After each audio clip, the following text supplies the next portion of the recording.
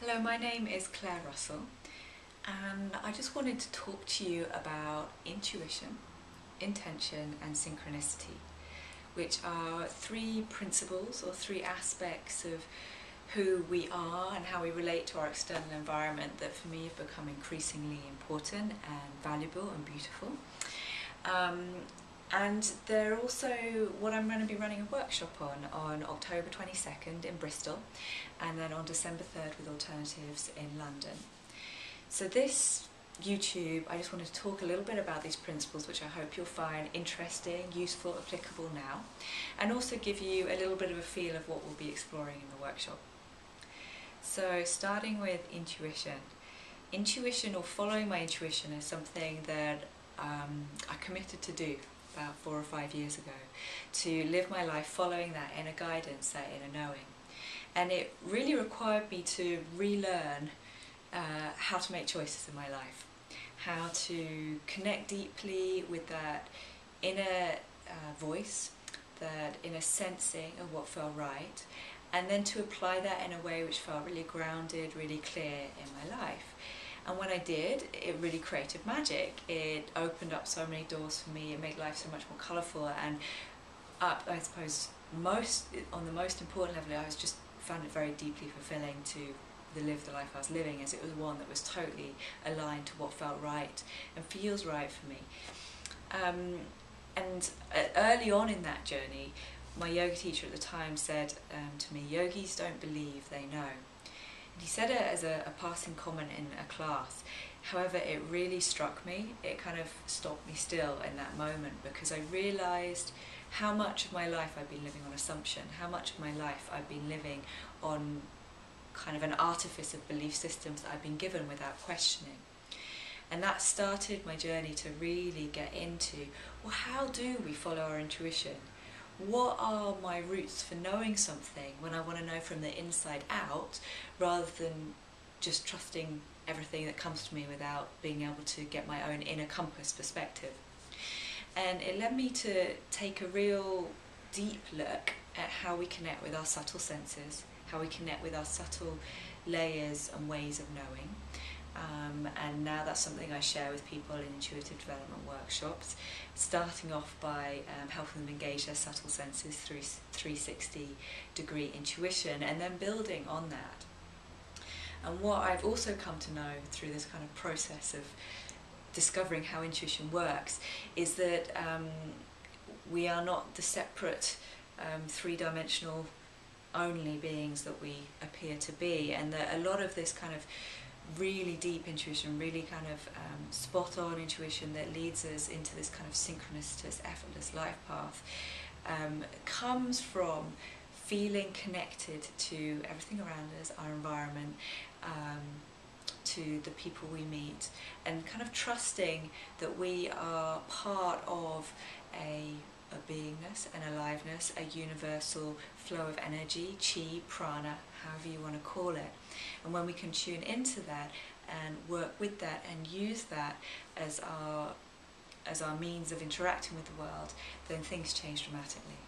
So we're going to be going much more deeply into that in the workshop, really understanding how this aliveness, this beingness of the moment, is what connects us to everything, and how we can come into harmony and come into flow with that can radically change our lives. And one way I think very much into that is to connect with the heart, to really allow our heart to open. Simply, you can do this by breathing in and out of your heart center, taking 3 conscious breaths, breathing in and out of your heart, breathing in all that supports and nurtures you. And then as you breathe out, allowing that loving connection to extend out to the environment, to the space around you. And just that practice allows us to center in ourselves, yet also be connected to everything around us. And I know for some people, maybe if you already feel quite sensitive, quite connected to your subtle senses, sometimes that can be a little bit scary to really open to all of that kind of Wi-Fi internet of information around us. And that's something else we'll be looking at in the workshop, is how can we be conscious empaths? So not kind of simply empathetic or sensitive to everything that's happening around us, but having the tools, the skills, the principles to be able to handle that for ourselves, to be able to handle that in a way that supports us emotionally, spiritually, mentally. So it's not something that feels overwhelming, but something that supports us. So the second principle or way of living, way of being, intention. Now, intention, I experience, is like our way of focusing our attention in the subtle realms of consciousness. And from that subtle realm, we create into the more gross realm. So if you like, we move from our thoughts, our words, into our actions, into our habits, our character, which then creates our destiny or whatever goals we are seeking for on the kind of everyday level, right out to the big one, to the destiny.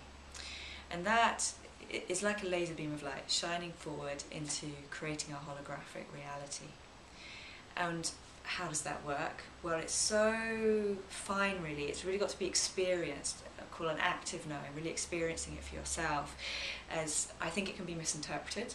Sometimes it can be quite literally interpreted as in tension. So we become in tension with things. So when we create, we feel that we need some kind of resistance or something to come up against. And we find ourselves really kind of trying hard to create things, being a little bit forceful, or feeling like we're demanding on reality or forcing it and it's not working. And that can be a way that a lot of creation happens. And I'd call that resistance-based creation. We feel we need, or we create for ourselves, friction from which to create. However, I think there's another kind of the real way of creating from this effortless intention is something quite different. And again, it's working in this subtle realm of beingness, of aliveness, and really connecting to that. And whatever we want to create, already feeling and knowing that creation in ourselves right now. And that is, I suppose, summarized as consciousness in the result. Already experiencing what we want to create for the future. And there are many subtle layers of coming into that. So feeling at choice, creating our choice, feeling motivated, committed to our choices, at the same time as holding them lightly, not feeling limited by them, yet allowing them to focus and motivate us. Being conscious in the result, yet not attached to the results, might be another way of saying it. And it also means aligning ourselves through all the different levels of our being. So our intention is not only in our words, but also in our emotions, our vibration, our energetic body, the way we are with everything in our entire environment around us. And the more we come into alignment with who we are on all those different levels, the clearer, the more focused, and the more precise our intention. And when we allow ourselves to do that, I believe we can go into this flow, this natural way of creating, which I call surrendered action. And that is surrendered to our highest potential, aligned to our highest potential, and allowing that universal aliveness, being, to flow through us and create our actions for us. So it's almost like, yes, we are acting, except it feels effortless. It's just what's going to naturally happen. And when we do that, when we are really tuned in on the subtle realms to our intuition, and when we're actively engaging with that intuition in a creative way through our intention, what happens is synchronicities occur. Those synchronicities such as the right person being there at the right time, specific messages coming to you at the right time, even the right job coming up, the right relationship, whatever it might be, you just feel this kind of flow of path where everything is supporting you. As one teacher and friend of mine says, it's like, oh, everything's so convenient. It's like it's just been placed there as a perfect part of the journey. And when you experience that, you realise, or I've realised, of course, well, that's how it works. Everything can be this naturally convenient, flowing life force. And if I was to define synchronicity, what I would say is the outward expression of vibrational alignment to our highest potential. So that synchronicity, that everything being in the right place at the right time, is just an outward expression of our vibrational alignment to our highest potential. So that means that we are aligned inside ourselves to who we are at the deepest level. And naturally, because who we are at the deepest level is going to be aligned to this universal aliveness, this beingness, we become in sync, we become in harmony. And in that harmony, things flow effortlessly. It becomes a dance or a song which just kind of moves and flows through and feels wonderful to be part of. And we're going to look at that. We're going to look at that in the workshop and how we can move more into this place of alignment in order to create synchronicity and just enjoy it and be playful with it and realize that we don't have to be so serious about it all the time, but the more we relax and loosen up and have fun in creating our synchronicity, the more it happens. And the other thing is realizing that synchronicity is really the result of energetic principles which are always and absolutely in action. We are living within those energetic principles. So you might also feel that you get signs. They may not feel synchronicitous, but they feel directional, that they're trying to point out something to you. And that is actually part of the same energetic principle. So those signs, in my perspective, are there to help us come more into vibrational alignment with our highest possibility. And signs might be repeated patterns that you see in certain areas of your life, repeated messages that come to you through many different areas. Maybe that's in your external world, maybe that's through your dreams, maybe that's through books, what you pick up. It can also be anomalies which happen and kind of surprise you and stand out. That can also be a sign. And the more proficient we get at interacting with these signs, because I believe it's actually a co-creation, the more we can easily and naturally fine-tune to our highest vibration. So you might have heard or felt yourself that feeling of, oh, just give me a sign, please give me a sign. And for me, that's a misunderstanding of how signs work. It's like, well, maybe we'll get a sign once a year, and if we miss it, well, we'll just have to wait for the next year. But actually, signs again are the outward expression of where we are in our vibrational alignment. So, because we're always in some kind of relationship to our highest potential and moving towards it at all times, we're always going to be receiving signs, synchronicities to help us on our journey. And really, what we're here to do is to open up to them, to be able to pick them up, to notice them, to respond to them, to also engage creatively with them. It is part of this dance. We are not separate from these signs and synchronicities. We are co-creating them and working with them. So we're going to explore that as well, and how we can really fine-tune, because the more we hear those signs, the earlier, the easier it is to fine-tune. Instead of having to wait for like a really big sign that knocks us over the head, and we have to kind of come around and work out what's happening. If we can pick up those subtle ones, the subtle nuances, we're enabling ourselves to stay in our flow a lot more easily. It's like GPS in your car.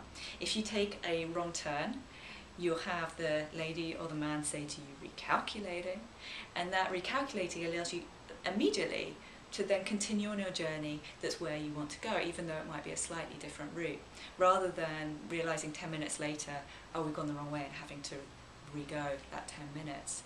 And that's what we're doing here, is allowing ourselves to get the principles and the skills so that we can recalculate, fine-tune, find our way quickly, effortlessly, easily, and stay in our flow.